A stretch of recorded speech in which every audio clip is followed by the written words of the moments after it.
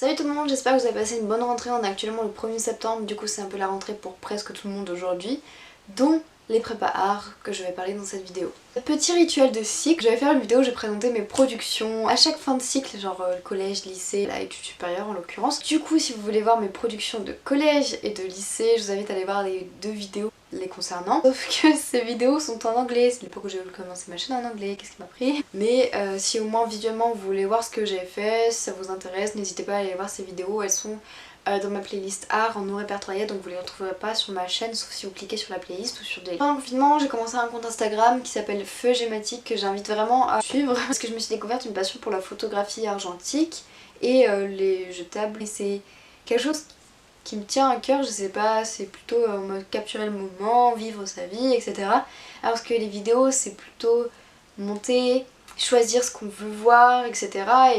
Et là c'est complètement différent. Et sur ce compte Instagram là je fais des vidéos, j'ai posté mon lookbook Stranger Things et j'ai beaucoup de vidéos, d'idées de vidéos en rapport avec les séries, les films, etc. J'ai aussi fait des affiches 13 Reasons Why et Umbrella Academy parce que à chaque fois que je regarde un film ou une série je me sens tellement à fond que je me sens obligée de faire un truc dessus et franchement ça me passionne, un truc de fou. Allez voir parce que je fais pas que de la photographie, du coup je fais du montage, des vidéos, etc. C'est un peu tout ce que j'avais à dire, voilà, maintenant on peut passer à la vidéo concernant la prépa. C'est ça parce qu'il n'y a pas énormément de vidéos sur YouTube concernant la prépa, donc il est possible que des gens que je connaisse de cette année dans ma classe ou quoi tombent dessus et c'est très gênant pour moi. J'étais absolument pas la meilleure de ma promo, loin de là, donc je suis pas la mieux placée pour donner des conseils, pour vous dire quoi faire, etc.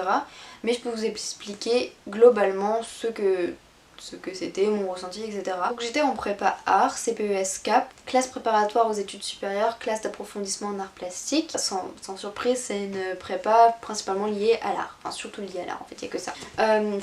On était une promo de 24. Alors si jamais vous hésitez, si jamais vous savez pas si vous voulez aller en prépa art ou quoi, sachez que c'est que un an. On commence l'année en septembre, on a nos concours généralement vers février-mars. Ouais, il faut travailler à fond, je vous le cache pas qu'il y a énormément de travail, mais franchement c'était vivable. Si vous êtes bien organisé, etc., vous pouvez bien travailler sans être fatigué. Surtout que des fois je restais à 21h pour me sentir obligée de dire que je travaillais alors que finalement j'avançais pas énormément. Des fois on rentrait chez nous, on pleurait parce que les nerfs qui craquent, tout ça. Je veux pas vous faire peur hein, mais ça fait partie du truc. Hein. Après on me disait souvent ça avant que j'entre en prépa et finalement j'ai très bien vécu. Hein. T'es juste fatiguée un peu parce qu'à force de se dire tiens on a trop de travail, je perso des fois, enfin ça m'arrivait rarement mais je me couchais à 2h du matin, je me levais il était 6h. Bah à force au bout tout le long on commence à être fatigué quoi. Et oui des fois on rentrait chez nous, on pleurait parce qu'on avait du travail, on voulait pas, etc. Et le prof, j'avais l'impression qu'il nous faisait culpabiliser de pas pleurer en prépa et qu'il pensait qu'on pleurait pas du tout alors que bah si. Si vous entrez dans une école d'art, ayez un disque dur, c'est vraiment obligatoire, enfin obligatoire je veux dire. Une clé USB ça suffira pas, pour ma part c'est un disque dur 2 Tera je crois. Que l'entrée en prépa nous était gratuite. Bah oui, elle se faisait par Parcoursup, elle était gratuite, après on avait le matériel à acheter forcément, mais beaucoup de matériel était là-bas et puis après il y avait des petits tips. C'est-à-dire qu'on achetait chez Action et donc finalement ça ne revenait pas cher. Beaucoup étaient financés aussi par l'établissement, du coup c'était pas nous finalement qui payaient, c'était plutôt l'établissement. Je survole un peu les sujets mais c'est un peu délicat de parler de ça. Et si vous avez des questions, n'hésitez pas à m'envoyer un message ou un commentaire comme vous voulez. On a des cours plus classiques comme la philo ou l'anglais, les sciences, histoire de l'art évidemment, on y passe. Et on a des cours plus adaptés on va dire à la prépa, c'est-à-dire des cours spécialement faits pour ça, donc de la pratique artistique évidemment. On avait aussi un cours qui était plus méthodique pour en apprendre plus sur les écoles d'art, d'autres pour bien apprendre à présenter ses portfolios. À savoir que j'avais 2 objectifs en entrant en prépa. Le premier était d'avoir un concours et le deuxième était de savoir ce que je voulais faire. Bon, j'ai eu un seul objectif sur les deux, j'ai eu mes concours. Parce que j'aurais peut-être dû commencer par là. En prépa, on vous prépare à avoir des concours. Nous, on devait passer 5 concours. Vous pouvez en passer plus, mais il était recommandé d'en passer 5. Et pour intégrer une école d'art. Après, si vous n'êtes pas vraiment école d'art, vous pouvez aussi intégrer les DENMAD, etc. Je crois que vraiment tout le monde est allé dans un cursus art dans ma classe. et il y a dû avoir 100% de réussite vers le cursus art. Vous allez en apprendre un peu plus sur les écoles d'art, donc il y aura des écoles de communication, de design, d'art. Pour ma part, je suis entrée en prépa art avec l'idée de devenir character designer et du coup d'intégrer une école d'illustration. Donc tout de suite on pense par exemple au Gobelin évidemment, et finalement je me suis rendu compte que pour l'instant c'était pas du tout ce que je voulais faire. Et je voulais m'orienter vers le cinéma. Je me suis prise un peu tard évidemment et j'ai fait mes recherches et la plupart des écoles de cinéma sont bac+2, bac+3, bac+5 et étant donné que j'étais en à peine bac+1, c'était compliqué d'intégrer une école de cinéma. Et je me suis dit que quand vous allez en école d'art vous pouvez toucher à plein de domaines, donc je toucherai à la vidéo et je verrai si c'est ce qui me plaît ou quoi. Et si c'est ce qui me plaît, j'envisagerai peut-être de m'orienter vers des études de cinéma. Mais pour l'instant je veux toujours savoir un peu vers quoi je veux m'orienter et c'est pour ça que cette année à la rentrée en école d'art va m'aider. En vrai cette année en prépa art m'a permis de gagner en maturité honnêtement, je pense, enfin je l'ai ressenti, voilà, de pouvoir être plus mature. Après est-ce que c'est la prépa art ou est-ce que c'est l'expérience, le fait que je grandis aussi, je sais pas trop, mais j'ai pu avoir ce ressenti d'avoir gagné en maturité. Et cette année en prépa m'a aussi permis de pouvoir m'affirmer un peu plus sur qui j'étais, ce que j'étais, de me chercher, puisque j'ai pu trouver une problématique, on travaille autour d'une problématique. Et ça m'a permis de connecter un peu tout, me dire waouh, c'est vrai que tout ce que je fais depuis le début de ma vie en art, c'est un rapport avec ça. Et je trouve ça incroyable. Et oui, j'ai aussi pu m'affirmer un peu plus physiquement on va dire, genre dans mon style vestimentaire, dans mon style physique on va dire. Je me suis fait une frange d'ailleurs, vous avez pu voir ça dans la vidéo, ça part un peu en n'importe quoi. Mais ce qui fait que j'ai même regretté de ne pas avoir fait ça plus tôt quand j'étais au lycée. Et je me serais démarquée des autres et tout, mais pourtant je les regarde des gens, je m'en fichais, mais je pense que c'était juste j'avais pas trouvé ce qui me correspondait. Et là c'est ce que j'ai pu trouver et j'espère davantage pouvoir le développer cette année.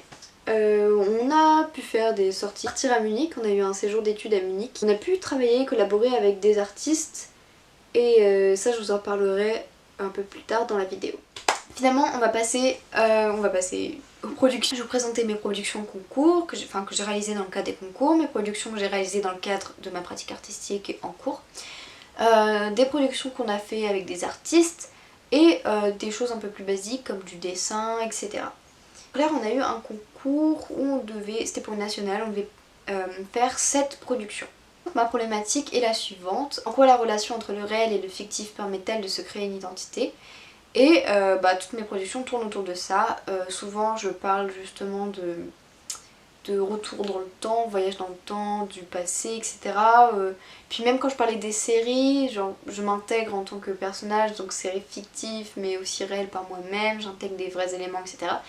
Bref, je peux pas vous expliquer, c'est super long, mais si vous regardez un peu tout ce que je fais, vous allez comprendre. Pour cette première production, alors je me souviens plus du tout exactement, je sais que ce concours-là, on a eu, enfin à cause du confinement et tout, il y a eu beaucoup de décalage. Oui, en concours, généralement, on doit passer un écrit, un oral et une production PA. Des fois, après, ça peut varier, on peut avoir un dessin à faire sur table là-bas, etc. Et là, je vous parle vraiment de mes productions en PA. Ouvre-moi ton frigo. Pour cette production de Ouvre-moi ton frigo, j'ai décidé d'utiliser mon frigo vintage que j'ai en bas. Là, j'avais beaucoup envie de parler de l'enfance, du fait d'être enfant, même si je suis pas vieille du tout, je préfère largement l'enfance à l'âge adulte et l'adolescence. Je voulais parler du fait que, de conserver, parce qu'un frigo ça sert à conserver dans un même état des objets. J'ai mis beaucoup d'aliments et j'ai mis des photos de moi enfant. Et en clair, voilà, je voulais parler du fait que je voulais garder ses souvenirs intacts, etc. Que ils s'effaçaient, enfin que je voulais pas qu'ils s'effacent, je voulais pas les perdre. Tous les aliments sont des aliments de mon souvenir que j'adorais quand j'étais petite. Il y en a qui restent toujours, enfin que j'aime toujours, et puis il y en a que j'aime plus, ou il y en a que je ne mange plus. Après il y avait Qu'y a-t-il dans ton placard, quelque chose comme ça. Et j'ai appelé cette production Dollhouse, puisque dedans il y a des sacs avec dans ces sacs de marques il y a des jouets. C'est des marques qu'on est susceptible de porter maintenant et dedans j'ai des jouets, des peluches, etc. Pendant que j'étais au collège par exemple, mes copines allaient faire du shopping, se maquiller, etc. Et moi j'étais là, je jouais aux poupées, je faisais des vidéos pet shop jusqu'en 4ème je crois. Il y avait sur ton écran quelle image, j'ai décidé de me représenter en train de jouer à la Game Boy. Donc là on a toujours un contraste entre maintenant et avant. Donc maintenant avec mes mains, mes bracelets, les montres, etc. Et avant avec la Game Boy qui est déjà toute rayée, vous savez qu'elle est bien usée. Le jeu Franklin qui était dans mon souvenir mon premier jeu Game Boy. Et j'ai eu le souvenir que j'y jouais, je savais même pas lire. Et du coup en fait ça me met dans un bon mood, je sais pas, j'aime trop. Ma Game Boy elle est trop cool et j'aime trop. J'étais en train de faire le montage de la vidéo. Je me suis rendu compte que j'avais une scène manquante. Je vais refilmer cette scène manquante. Après avoir fait la Game Boy, il y avait une production, enfin un sujet qui s'appelait à 8 ans c'était comment. J'ai décidé de représenter une scène, donc ma chambre là, avec une couette sans drap, une Xbox, des doudous Diddle, un ordinateur avec Hannah Montana dessus et une ombre de Peter Pan. Cette scène représente en fait la scène de quand j'avais 8 ans, que j'allais dormir chez ma tante avec mes cousines. Voilà, on regardait Hannah Montana et Sorcier White Worldly Place. On jouait à la Xbox, on écrivait sur des feuilles Diddle, enfin des trucs comme ça. Maintenant, mes cousines ont déménagé, elles vivent leur vie d'adulte et moi je suis encore là, on a tous grandi.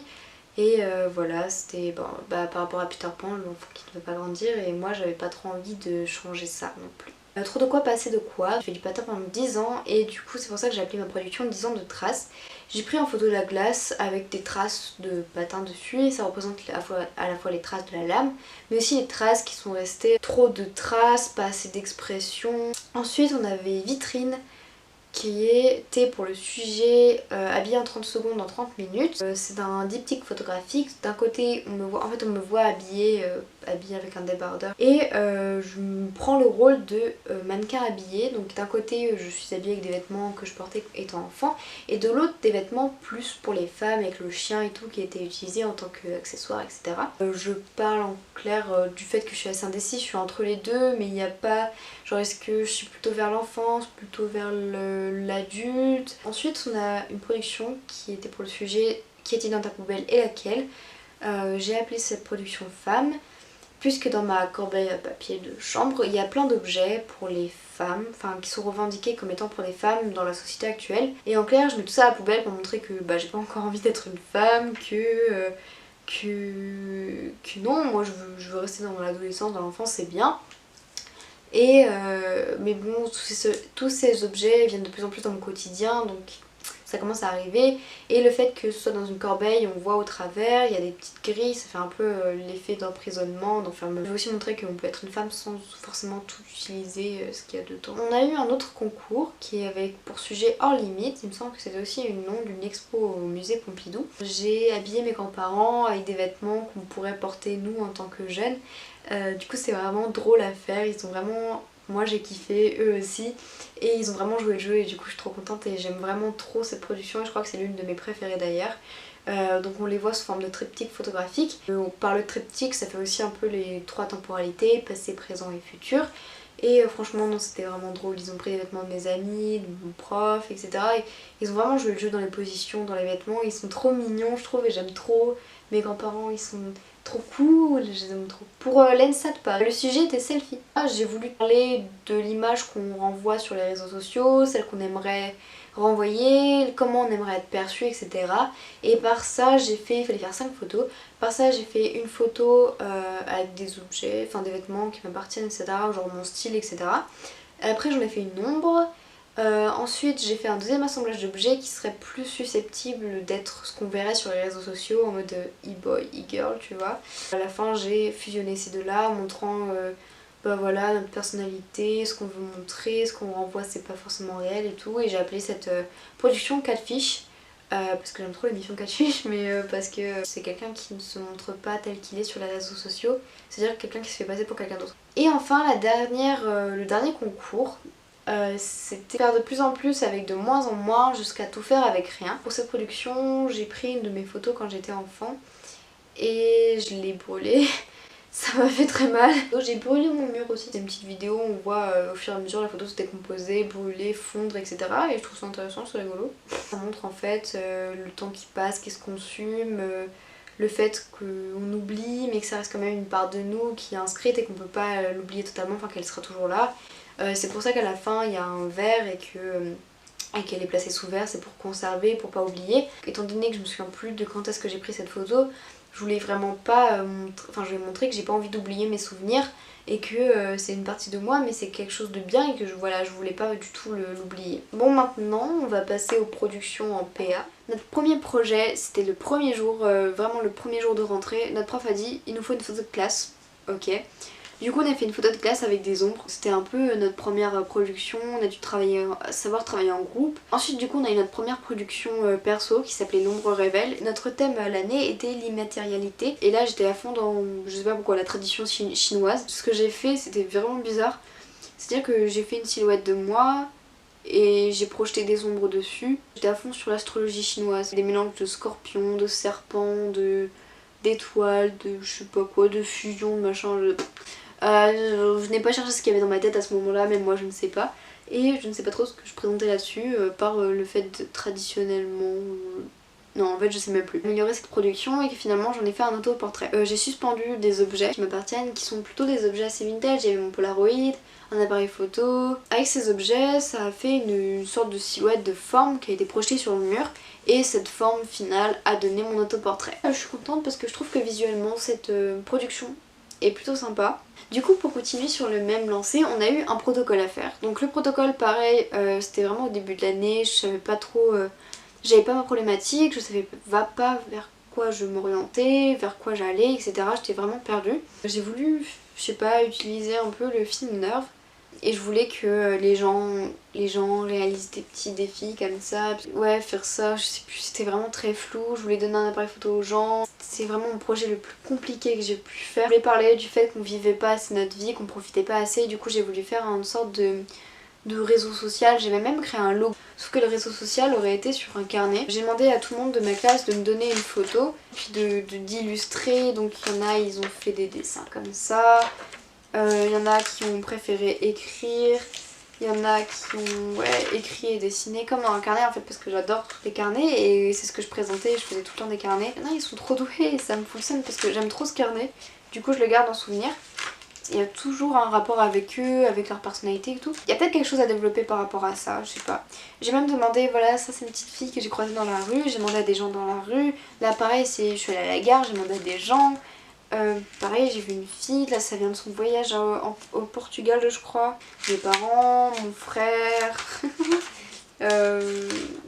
des gens sur Twitter. Du coup ouais, restez actifs sur mon Instagram parce que des fois je pourrais peut-être demander à des projets participatifs pareil. Donc finalement j'ai continué avec cette idée là et j'avais acheté plein de petits carnets. Et j'avais déposé tout ça dans des petites boîtes à lire. J'ai pas tout récupéré, j'ai même récupéré genre un seul carnet. Personne n'a rien fait dedans, il y a juste les gens de ma classe. J'avais marqué exprimez-vous de n'importe quelle façon. Dedans j'avais fait de la peinture, des trucs comme ça. Là je me rends compte que les gens sont vraiment complètement stupides. Puisque j'avais mis ça, j'avais accroché et tout, les gens ont quand même détruit. Voilà, je sais pas si on voit, mais genre là il y avait un cordon, il n'y a plus. J'avais accroché avec une ficelle, ils l'ont détruit dans la boîte à lire, il y en a certains ils me l'ont volé, ils me l'ont jamais rendu. Tout ça pour dire que finalement mon protocole, j'ai continué sur le principe des ombres comme j'ai fait depuis le début et ça m'a un peu saoulée d'ailleurs. C'était ma deuxième production avec les ombres et j'avais bien kiffé. J'avais demandé à tous les gens de ma classe de me ramener 3 objets. Et à partir de là, comme mon autoportrait, j'allais les suspendre. Ça a donné une silhouette, donc il y avait un rapport un peu de comment on aimerait qu'on les perçoive, puisque c'est eux qui ont choisi les objets. Mais aussi la façon, on se rend compte que c'est la façon dont ils sont perçus, puisque ça leur correspond bien, on arrive bien à deviner qui est qui. Et je trouvais ça vraiment intéressant, c'était cool. On a eu des cours un peu plus... on a eu des modules en fait. On a eu module vidéo, module communication, module son et module Photoshop. En module vidéo, qui était obligatoire au premier semestre, on a eu comme thème filmer l'air. Pareil, là j'étais au début de l'année, j'avais trop d'idées mais pas assez. Je voulais faire de l'animation, je voulais faire... En fait j'avais trop de projets, je voulais trop être diverse parce que j'aime tellement la diversité et en fait vous remarquerez que finalement il y a beaucoup de diversité dans ce que je fais. Bon, la plupart c'est quand même des installations. Mais j'aime pas juste me focaliser sur un truc. C'est pour ça que ça m'a saoulée de faire les ombres, c'était toujours la même chose pour moi et ça m'intéressait pas. Et finalement, je sais pas, j'ai fait une vidéo où je shoot dans des feuilles. Ma vidéo, je sais plus, j'ai appelé ouais si je ne poste plus de vidéos, regardez pourquoi ou un truc comme ça. C'était une vidéo à la semaine qui montrait ce que je faisais en prépa. Et dedans il y avait, vous avez vu tout le processus de création de cette vidéo Filmer l'air que j'ai appelé à l'air libre. Je shootais dans les feuilles pour exprimer le fait que je voulais me libérer, je sais pas quoi. Et c'était de la merde, hein. J'ai eu 10 en même temps mais bon. Bah, j'ai pas amélioré cette vidéo, j'étais censée l'améliorer mais je l'ai jamais fait et c'était nul. Ensuite on a eu notre projet entre son et silence et là c'était un de mes projets préférés aussi. Du coup dans cette production je l'ai fait dans un coin d'une pièce, donc c'était trop bien. J'ai dû peindre le mur et j'avais peint un mur et puis le mur était noir et ça faisait un contraste avec le blanc autour. Et il y avait une plaque par terre blanche et dessus j'avais des traces au cutter qui rappelaient les traces de patins, etc. Donc c'était beaucoup par rapport à mon vécu au patin. Et j'avais mis une enceinte au dessus et je diffusais des bruits de patins à glace. Et du coup le spectateur il est vraiment amené à aller dedans et je trouve ça cool parce que c'est participatif, c'est immersif. Et même, genre, moi je sais que j'étais pas bien quand je me mettais dedans, j'étais vraiment pas à l'aise et je sais pas si c'était pareil pour les gens qui allaient. Mais voilà, j'invitais les gens vraiment à ressentir ce que j'ai ressenti par justement les sentiments. D'album souvenir par du son et par des sentiments en fait. On a eu la production Munich parce qu'on est parti en voyage séjour d'études à Munich. Donc on avait beaucoup de diaporamas à faire, des trucs écrits par rapport aux musées qu'on a vus. Mais également une production. Donc là j'arrivais vraiment à pas savoir, c'était vers la fin de l'année, on était au mois de décembre, enfin en plus janvier parce que on était parti à Munich au mois de décembre. Et je me cherchais encore un peu, je savais pas trop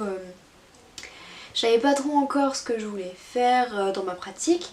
Et du coup j'étais vraiment encore un peu perdue par rapport à ce projet là. Je suis chum. Finalement j'ai fait un peu plein de trucs là-bas, j'ai fait des tests vidéo, j'ai fait des photos, j'ai interviewé des Allemands, je les ai pris en photo, enfin je sais pas ce qui m'est passé encore une fois par la tête, mais c'était trop brouillon, j'avais trop d'idées et pas assez et finalement rien n'aboutissait. J'ai déduit par moi-même que Munich était une ville dynamique, j'avais pris des photos un peu de tout et n'importe quoi, du coup j'ai repris toutes les photos que j'avais fait où il y avait du mouvement et j'ai étiré la photo pour faire du dynamique artificiel et au lieu de le montrer vers l'arrière, je l'ai montré vers l'avant et ça parle plutôt de l'avenir, de voyage dans le temps, etc. plutôt que du passé. Voilà, c'est un peu tout.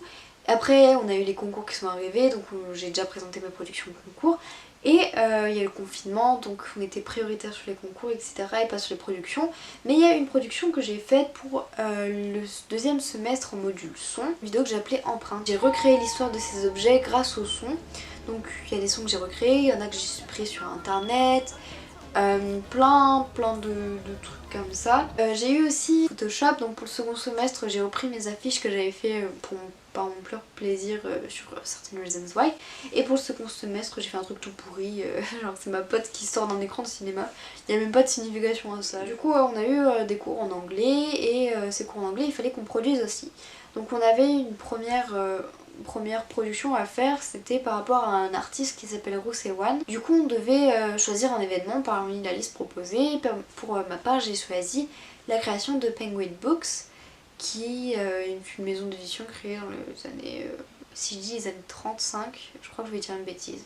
Par cette occasion j'ai choisi une citation qui s'appelle, enfin que j'ai créée, 1935 British became smart, quelque chose comme ça, qui disait en clair que à partir de la création de la maison d'édition, les Anglais sont devenus plus intelligents puisque c'était des livres plus accessibles à tout le monde, c'était répertorié par catégorie, etc. C'était pas du tout pour critiquer les Anglais parce que j'aime trop les Anglais en plus. Si vous êtes anglais, le prenez pas mal s'il vous plaît. À ça, j'ai créé des petits stickers de toutes les couleurs pour rappeler les couleurs de chaque livre qui sont par catégorie. J'ai mis un petit pingouin, donc le petit pingouin de la maison d'édition.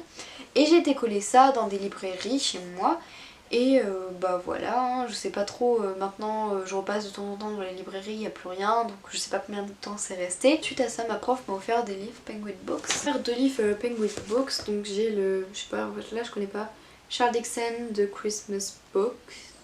Je sais pas du tout ce que c'est, mais j'aime bien, c'est sympa, enfin genre c'est hyper compliqué à l'intérieur, mais il y a des petites illustrations super belles et j'aime trop. Et Pride and Prejudice de Jane Austen, je sais pas son nom en fait. Et lui il faut que j'apprenne à le lire parce que j'en ai beaucoup entendu parler et en plus il est en anglais donc ouais. J'ai trouvé un des petits stickers donc ils étaient comme ça, ils étaient vraiment tout petits. puis de toutes les couleurs, et quand je l'ai imprimé ça a fait un petit effet comme ça, mais je trouvais ça super stylé. Et du coup ouais c'est ça, 1935, the British have become smarter. And mon accent is very good. Notre deuxième production était... On travaillait toujours à partir d'une citation, mais cette fois-ci c'était plus une citation... On pouvait prendre une citation qu'on connaissait. Moi j'ai décidé de faire une vidéo puisque c'était à ce moment-là que j'avais regardé le film Ferris Bueller de Hugh Jackman, John Hughes, et j'avais vraiment adoré ce film. Et à la fin de ce film, on a Matthew Broderick qui nous dit Life moves pretty fast if you don't stop and look around once in a while, you could miss it. Alors cette phrase m'avait tellement impactée et je me suis dit oh, faut que j'en fasse un truc, une vidéo avec tous mes souvenirs de 2019, parce qu'on était encore en 2019, et j'ai tout accéléré à fond. Ça donne une petite vidéo et à la fin on a cette petite citation qui limite peut nous ennuyer et c'est un peu pour impacter le spectateur. Mais je sais que j'ai pas été au-delà de mon potentiel pour pouvoir faire cette vidéo et que grâce à cette citation je pourrais créer quelque chose d'encore plus impactant. Et ensuite on a travaillé sur un artiste qui s'appelle Tom Ireland, il me semble, et on devait faire un peu comme lui, je sais plus ce qu'il faisait en fait. Je sais plus pourquoi mais j'ai mélangé des films VHS avec des bugs informatiques qu'on pourrait retrouver aujourd'hui en regardant du streaming ou à la télé, etc. Et voilà, j'ai mélangé les deux. Bon, je sais que c'était pas... J'ai pas trouvé que cette vidéo était extraordinaire, mais y a des petits trucs sympas, et puis après, je pourrais peut-être la pousser un peu plus, je sais pas trop. Ensuite, cette année, on a eu l'occasion de pouvoir travailler avec deux artistes, donc Frédéric Lever et Sacha Landmeyer. Je connaissais pas du tout ces deux artistes, c'est très intéressant, enfin j'aime beaucoup leur travail. Il est venu nous voir en début d'année et il comptait préparer une performance, donc on a pu créer cette performance. On a créé et participé à la performance, du coup ouais c'était vraiment créé de toutes pièces par nous et c'était vraiment super cool et super intéressant de pouvoir collaborer avec un artiste comme ça et créer une performance. Et ensuite on a pu travailler avec Sacha Landmeyer qui lui est un grand artiste mais je ne connaissais pas du tout. Il était exposé au MoMA, je trouve ça incroyable. Il a même travaillé, il a designé les boutons de manchette dans Casino Royale de James Bond et ça je trouve ça incroyable. Il travaille beaucoup sur le rapport avec la lumière etc. Du coup par rapport à ça on a fait un travail sur des feuilles blanches. Vraiment il y avait des feuilles blanches partout. Et bah, d'ailleurs dans la vidéo où je vous parlais pendant la prépa, on peut voir nos expérimentations à ce moment là. On appelle ça des supports luminosensibles, donc à partir d'une simple feuille blanche on travaille pour jouer avec la lumière, le mouvement etc. Moi j'ai fait un petit travail avec des déchirures qui représentaient un peu l'usure du temps qui s'investissait artificiellement sur une feuille. On peut passer ensuite à la dernière catégorie qui présente plutôt des trucs assez académiques, assez classiques. Le dessin en fait finalement. C'est ma pochette de cette année. En fait non j'avoue qu'elle était un peu plus petite, ça c'est un format A4 et j'avais utilisé un format A3. C'est vraiment différent du lycée où on avait des formats à grand L et des formats raisin. Donc on a fait beaucoup de modèles vivants, donc on a dû poser etc. C'était vraiment intéressant. On a travaillé ça, on a travaillé plus par rapport à des œuvres, on allait au musée, on a dessiné des œuvres, en fait là on travaillait surtout graphiquement, nos méthodes graphiques, donc c'était pas forcément le réel. Nous on voulait vraiment faire 100% réel, mais en fait non là on travaille vraiment beaucoup sur les codes graphiques et c'était intéressant, ça changeait de ce qu'on avait l'habitude de faire. Ça nous a fait découvrir de nouvelles techniques et c'était plutôt sympa. Fin d'année on a fait pareil des représentations d'espace, du coup là c'est ce qui me reste mais je crois que j'ai dû tout rendre et je suis pas sûre qu'on m'ait rendu, ou alors je l'ai jeté. Donc ça c'était mes fails. Là c'était plutôt les traits de construction et les points de fuite etc. Salle d'expo, donc j'avais repris tous les traits et tout. Enfin j'aimais pas mais finalement en fait j'ai appris à aimer j'ai l'impression. Ah j'avais dessiné aussi la chambre de Moonrise Kingdom et The Grand Budapest Hotel. J'étais vraiment très fière de ces dessins, je les ai trouvés... Enfin, je sais qu'il me reste encore plein de choses à améliorer. J'avais fait aussi un petit motel comme ça, je trouvais trop cool. Après c'est encore des trucs de notre salle d'expo, etc. Ma chambre, tous ces trucs qu'on n'a pas exposés ça. On a fait des dessins d'imagination et d'observation puisque certains concours demandent ça. C'est-à-dire que ils vous donnent un objet, à partir de ces objets on doit faire des dessins de représentation, donc vous représentez l'objet. Et après on doit faire un dessin d'imagination, souvent en lien avec notre thématique. J'avais un peu plus de mal avec les dessins d'imagination, mais les dessins d'observation je trouve que j'ai pas mal amélioré. Notre premier objet était une bougie, mon premier dessin d'observation. Il y a plusieurs techniques, là c'est du feutre, du crayon, et là si vous voulez utiliser Je crois que je voulais utiliser de l'aquarelle mais j'ai pas eu le temps, du coup oui on avait qu'une heure pour faire ça. J'ai essayé de faire des efforts sur les petites flammes et tout. On doit anticiper en une heure le séchage, la couleur. C'est vraiment intéressant de dessiner une bougie parce que du coup elle a plusieurs états. Et donc suite à ça, j'ai fait un dessin d'observation que je n'ai pas vraiment aimé. C'est mon dessin d'imagination de la bougie. En fait vous pouvez travailler sur, principalement travailler un aspect de l'objet. J'ai travaillé le fait que ça se consume, le temps qui passe, etc. Bon, au début j'avais fait plusieurs dessins, vous voyez que c'est un peu pas terrible, et après j'ai fait une sorte d'horloge avec le soleil et j'ai marqué la bougie 7 montres, quelque chose comme ça. J'ai mis de la cire, là il y a de la colle. Jouez avec tout ce que vous pouvez sur l'objet quoi, vous pouvez l'utiliser, vous pouvez le détruire sur votre dessin et c'est ça que je trouvais vachement cool. En deuxième on a eu un gobelet, voilà, mon gobelet. J'ai utilisé le fait qu'un gobelet tu peux l'utiliser dans deux sens, donc j'ai mis un petit truc comme ça et comme ça partout, donc en fait c'est que ma feuille n'a pas de sens. Enfin, il y a l'eau qui est à revoir mais j'ai utilisé plusieurs façons de la représenter, la plus un peu cartoon, là plutôt réaliste, gros plan sur les gouttelettes d'eau, juste ici. J'ai joué sur les transparences du feutre, juste ici en fait j'ai colorié à l'envers et ça a donné ça de l'autre côté. Bah, dessin d'imagination pour le gobelet, je crois que c'est un de mes préférés, mais j'ai fait ça.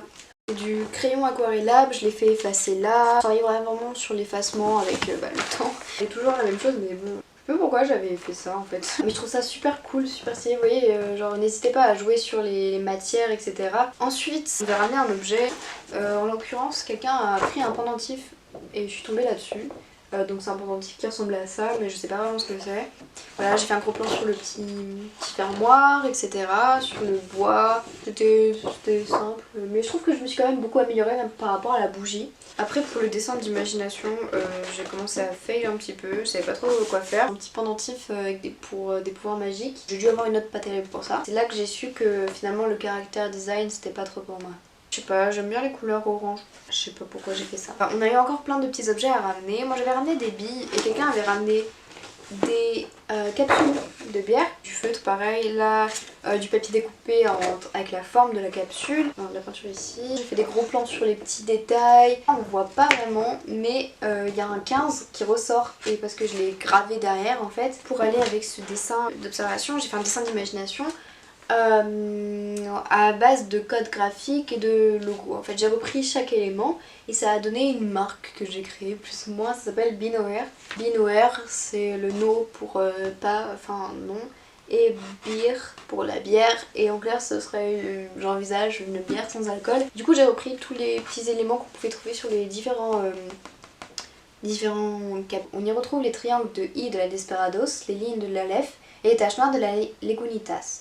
Et pourrait être be here, être encore conscient et pas saoul. Vous voyez, genre il y a vraiment tout qui est super réfléchi et je trouve ça trop cool. Pareil, on a eu encore un truc que le prof nous a donné et cette fois-ci c'était des cailloux. Là c'était un peu plus compliqué, un même caillou sous plusieurs angles différents. Il y a de l'aquarelle, du feutre et de la craie. C'est de la pastel. Du coup par rapport à ça, j'ai fait un dessin d'imagination. C'est mon dessin d'imagination. C'est ma famille de cailloux. Très grossier, comme si c'était un enfant qui dessinait ça. Et franchement je me suis éclatée à faire ça parce que j'avais aucune idée et finalement ça m'est venu comme ça. Je me rappelle j'ai fait ça genre un soir. Genre vraiment j'ai appuyé à fond sur le feutre et tout, c'est des feutres qui fonctionnaient plus, c'était les feutres de ma pote. Comme dernier objet il fallait choisir un objet qu'on avait chez nous. Tout le monde était sûr que j'allais choisir ça. J'ai choisi mon Polaroid. Vraiment je sais qu'il y a plein de fautes etc mais je le trouve vraiment super beau. Enfin moi j'aime bien ce que j'ai fait quoi. Pareil j'ai mis papier découpé, cette fois je travaillais surtout sur le noir. J'ai dessiné les objectifs, les petits textes, les positionnements de face, de vue, de haut, de bas et j'ai vraiment adoré le faire. Le dessin d'imagination il est pas terrible. Sur le fait de capturer le moment, j'ai pas aimé. Voilà, c'est à peu près tout là-dessus. Après on a dû travailler sur des portfolios et trouver des présentations assez originales. Moi j'avais repêché une diapositive, je voulais mettre des photos à l'intérieur clair. Là c'était une diapositive géante et dedans on aurait eu un plastique transparent pour de mes screens de photos et vidéos. Ah oui, comme dernier truc, je voulais vous dire qu'on avait une classe, on avait un cours où en fait on devait faire des sorties, regarder des films, aller voir des pièces de théâtre, etc. Et suite à ces expositions, il fallait qu'on fasse un carnet de films, etc. Donc alors moi j'étais la plus heureuse parce que les carnets et moi c'est une grande histoire. Là-dedans on a mes pièces que j'ai été voir quand j'étais à Broadway. Là aussi toutes les expositions, les salons que j'ai pu voir, les films que j'ai regardés. Là je me lâchais pas vraiment en fait au niveau de la présentation. J'ai mis You, Split, Forrest Gump. 1917 aka le meilleur film que j'ai pu voir cette année. Vraiment un gros choc. Et George Mackay, Dean Charles Chapman, c'est vraiment mes gros coups de cœur. Ce film a été vraiment génial. Parasite, que je vous invite aussi à aller voir. J'avais fini Friends, je l'avais trop mal vécu. Un long dimanche de fiançailles qui est un film que je revois, que j'avais revu pour la au moins 14e fois. Moi j'ai vraiment mis Pékin Express, mais Stéphane Rothenberg, si tu vois cette vidéo, mais invite-moi sur Pékin Express. Bon, bah je crois que c'est à peu près tout ce que j'avais à vous montrer sur mon année en prépa. Ça fait beaucoup de choses, beaucoup oui, énormément. Même si je produis toujours autant, et encore, il y a eu le confinement, alors j'ai pas pu, enfin on n'a pas énormément produit par rapport à ce qu'on devait, je pense. C'était vraiment intéressant de pouvoir vous montrer ça. J'espère que ça vous a donné des idées ou vous donner un aperçu de ce qu'était la prépa art. On a eu l'occasion d'accueillir des œuvres, des véritables œuvres et d'exposer dans notre salle d'exposition et de présenter ça à un vernissage. C'est vraiment super. Pareil, on a eu l'occasion de, grâce à la prépa, d'avoir des, comment dire, des recommandations dans des fracs, dans des musées, etc. Et on a pu présenter, surveiller des œuvres, c'était vraiment une bonne expérience. Ça a changé ma vision de l'art et de tout ça. Même si j'ai passé une mauvaise année vers la fin, que c'était invivable à cause de problèmes potentiels. J'ai quand même passé un bon début d'année, c'était vraiment génial. Et bah si vous voulez y aller, honnêtement, bah n'hésitez pas, ça fait une expérience, vous gagnerez en maturité, vous serez gagnant quoi qu'il arrive, vous gagnerez toujours des choses. Et c'est pour ça que j'ai bien aimé faire cette année, parce que j'ai pu vraiment... À chaque fois on était là tous que pour de l'art et on faisait que de l'art, tout avait un rapport avec de l'art, même si c'était des choses assez basiques, par exemple en philo ou en anglais ou en sciences, tout avait un lien avec l'art et c'était vraiment cool. Donc si vous hésitez, vraiment, moi je vous conseillerais, oui, vous pouvez tenter la prépa art, surtout que elle accueille vraiment tout le monde. Je veux dire, on avait des STMG, on avait des S, des L, des ES dans notre classe, des gens plus âgés ou des gens plus jeunes, et bah il n'y a rien qui peut vous empêcher de prendre la prépa quoi. En plus c'est qu'un année, donc au pire, je me suis dit vraiment vers la fin d'année, je me suis dit j'ai l'impression d'avoir perdu une année. Et finalement bah non, parce que j'ai eu ce que je voulais, j'ai eu un concours et j'ai eu une école d'art, donc ça m'a apporté quelque chose et puis c'est toujours une expérience en plus. Mais en tout cas j'espère que cette vidéo vous a plu, c'était un peu plus basique. Et heureusement que j'ai pas fait ça en anglais parce que j'aurais jamais pu. Dites-moi si une vidéo un peu comme ça vous plaît, genre quand je parle, quand je présente de ce que je fais, etc. Moi ça me plaît, ça détend un peu plus. Voilà, bah sur ce, à bientôt pour une vidéo peut-être plus travaillée, plus longue, je ne sais pas. Merci d'avoir suivi et puis à bientôt.